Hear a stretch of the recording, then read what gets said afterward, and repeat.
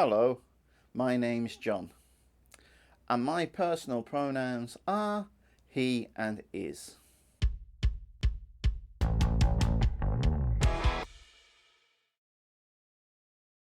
Hello and welcome back to the channel, and if it's your first time, also welcome.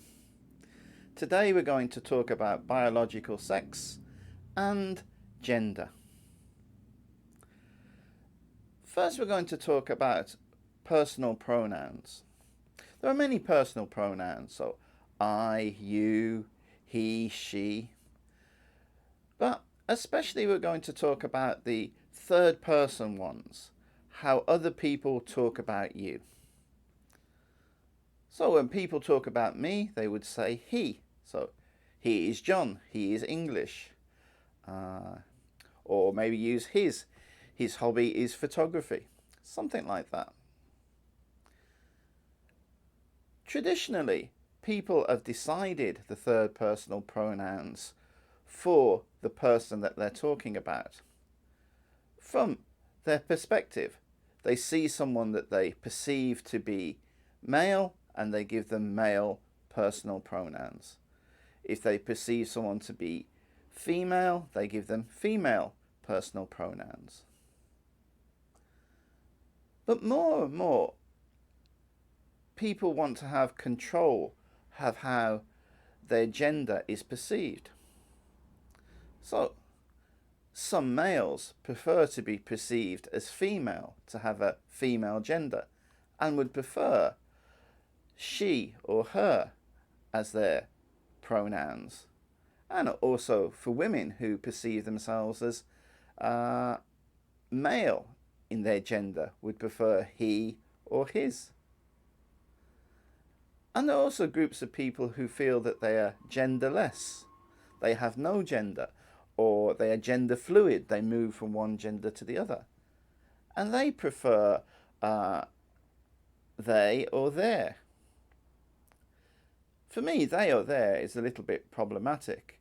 I understand if somebody wants me to say that. I'm respecting them by doing it.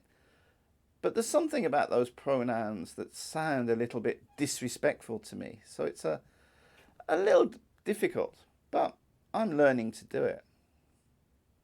And for lots of young people, it's very easy to use those pronouns. So, from my perspective, if I don't know someone, I will choose their pronoun, how I perceive their biological sex. But if they tell me their preferred pronouns, then I will use whichever they want out of respect for them. What are your views about this? Linked below is a short video about personal pronouns. If you're interested, please take a look. So gender can be fluid. It doesn't have to be connected to biological sex. But some people decide to change their biological sex medically. Some men become women, some women become men. Often with those people, they choose the pronouns of the biological sex that they have changed into. A man would prefer her or she, where a woman changing her biological sex into a male would prefer he or his. And they want to live their lives as much as possible within the parameters of the biological sex and gender that they've chosen. And in many situations they can do this. But one problematic situation is sports. So there are male sports and female sports. And there's a perception in society that men are physically stronger than women. And to a greater extent that's true, I believe, but not necessarily true. If I think about my own experience when I was in secondary school. So I wasn't so strong at sports, but one sport I was strong in I was strong at cross-country running, which is long-distance running, which goes through the woods and along the river, and sometimes you have to climb over things. Surprisingly, I was very good at that. In other sports, I was somewhere between average and the worst. Never the worst, but never above average. But my long distance running was very good. My short distance fast running was pretty bad. Most other male students could beat me. I could beat some, but I was in the bottom level.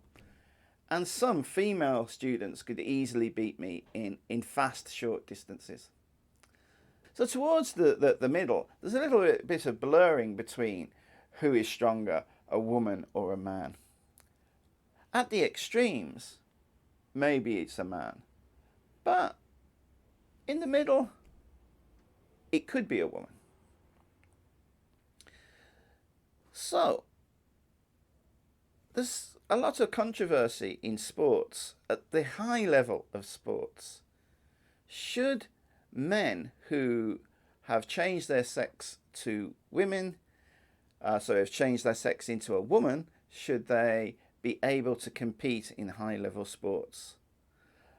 Some people would say that it's unfair to women who were born women, because the person who has changed his sex to a woman and become a woman has gone through male puberty and is probably stronger than the women that he is competing against.